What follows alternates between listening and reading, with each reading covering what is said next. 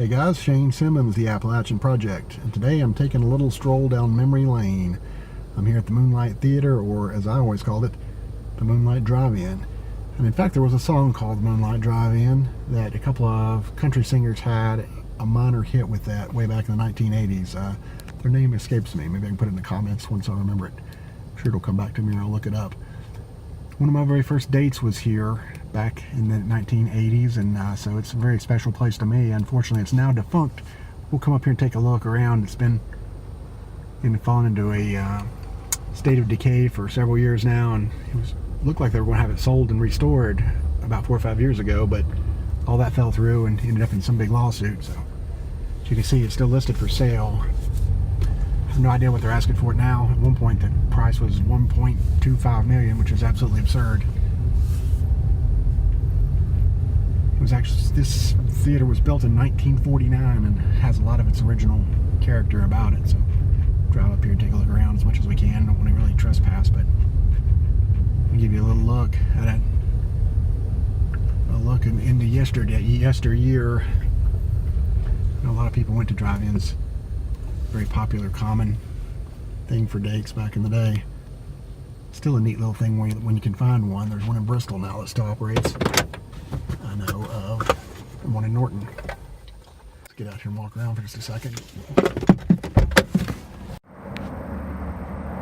And now we're here at the entrance where you can see the ticket booth straight ahead, and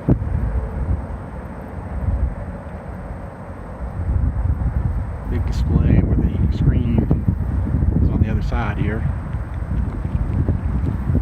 Walk up here and take a look around.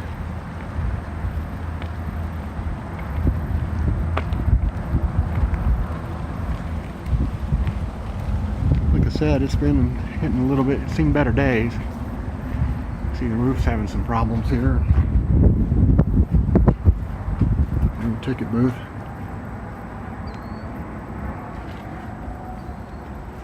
Looks like the back door's open.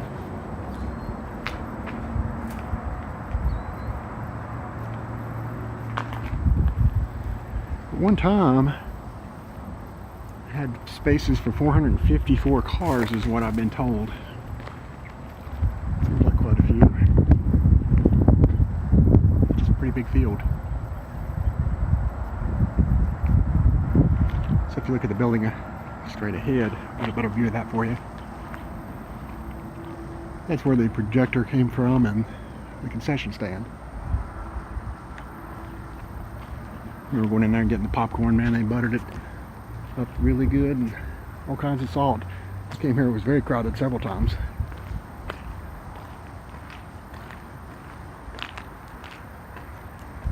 Walk up here a little closer.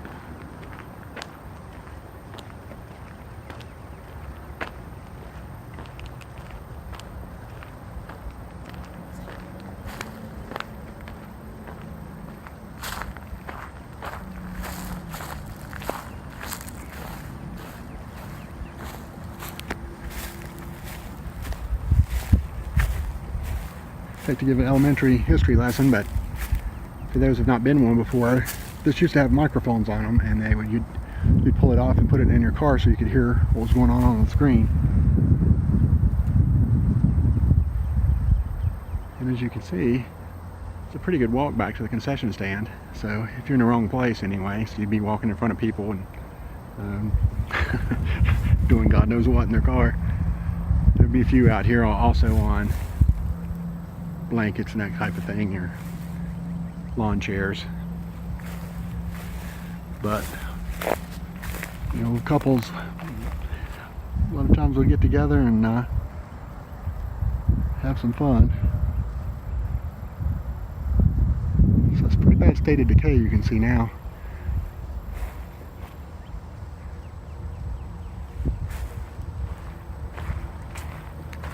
But I'd love to see somebody fix it back up. Quite the landmark here in Washington County, just on Abingdon, the old road that used to lead from Abingdon into Bristol, which of course was replaced by most of the traffic by the interstate, so that really dropped off the traffic that come through this part. wrap this video up here in a second. Just thought I'd give you a look at one of the old drive-in theaters.